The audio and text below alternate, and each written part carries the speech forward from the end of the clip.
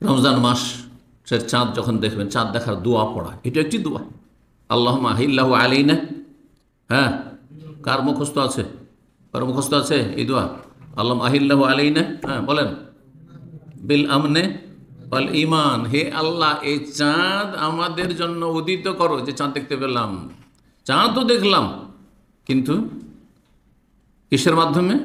নিরাপত্তার সাথে। নিরাপত্তা না থাকলে কিসের ইবাদতবন্দি করবেন? জামাত জুমা করা সম্ভব হয় যদি নিরাপদ না হন?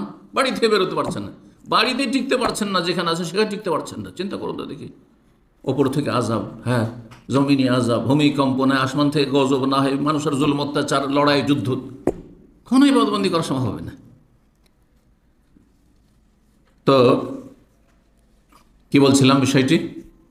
হ্যাঁ হ্যাঁ, চাঁদ দেখা, বিল আমনে ওয়াল, নিরাপত্তার সাথে, ওয়াল ঈমান, ঈমানের সাথে। ঈমান নেই, ঈমানের জায়গায় শিরক, ঈমানের জায়গায় বিদআত, ঈমানের জায়গায় কুফর, ঈমানের জায়গায় মুনাফিকি, নাস্তিকতা, হ্যাঁ, ধর্মকর্ম নাই, ফরজ ওয়াজিব নাই, পাঁচ ওয়াক্ত সালাত নাই, কি লাভ হলো তাহলে? ঈমানের সাথে আল্লাহ এই রমজানের চাঁদটা আমাদের সামনে উদিত করো। ওয়াসসালাম, শান্তির সাথে, ওয়াল ইসলাম, ইসলামের সাথে, ঈমান ইসলাম যেন থাকে।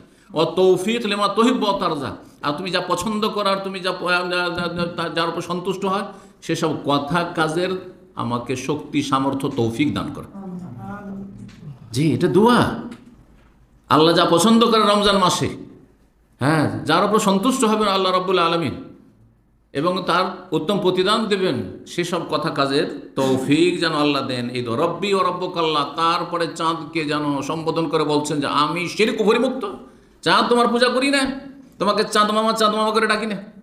আমাদের দেশের মুসলিম সমাজরা করে, হ্যাঁ, চাঁদ মামা বলে বাচ্চার কপালে টিপ দিয়ে যা, নাকি এগুলো ছোটকালকার কথা শোনা, এগুলো শিরকি কথা, কবিতা নয়, শিরকি কথা এগুলো, শিরকি কথা এগুলো, কাফেরদের কথা, মুশরিকদের কথা এগুলো, যারা চাঁদের পূজারী, সূর্যের পূজা, তাদের কথা এগুলো।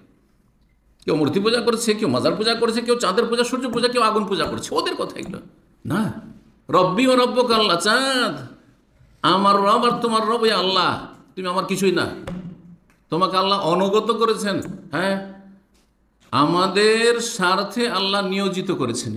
জি, আল্লাহর পক্ষ থেকে এগুলো আল্লাহর সৃষ্টি, মানুষের জন্য নিয়োজিত করেছেন আল্লাহ রাব্বুল আলামিন। জি।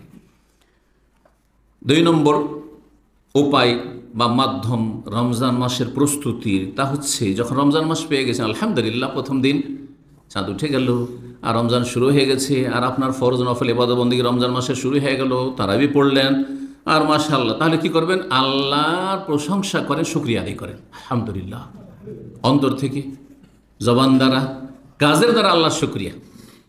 রমজান মাস শুরু হয়েছে আর আপনি ঘুমিয়ে, অনেকে ইফতার করে দিল একটা ঘুম, আর এই সময়টা খুব বেশি ঘুম আসে, খুব বেশি ঘুম আসে, কারণ সারাদিন না খেয়ে তারপরে, হ্যাঁ, কিছু ইন্ধন পেয়েছে শরীর, তখন একবারে শরীর অচেতন হয়ে পড়ে, আর ঘুমিয়ে এসার জামাতও গেল, আর তারাবিও গেল, তারাবির চেয়ে অনেক গুরুত্বপূর্ণ আপনার জামাত ছিল, তাও গেল। কি করলেন আপনি? লাভ কি রমজান পেয়ে আপনার হইল? অত ভাগা।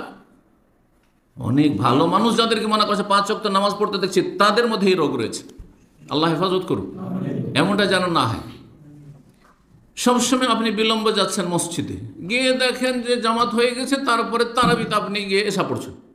এই স্বভাব কেন আপনার? এত ইমানের দুর্বলতা কেন? রমজানে যদি এই দুর্দশা থাকে, তো বাকি 11 মাসে কি অবস্থা হবে? আল্লাহ শুকরিয়া আদায় করুন। শুকরিয়া আদায় শুধু আলহামদুলিল্লাহ পড়া নয়, এই জন্য বললাম অন্তর থেকে শুকরিয়া আদায় করা, রমজানের গুরুত্ব অন্তরে অনুধাবন করা, উপলব্ধি করা, এবং যেন আপনি হাড়ে হাড়ে টের পাচ্ছেন যে কত বড় আল্লাহ নিয়ামত আল্লাহ আমাকে দিয়েছেন।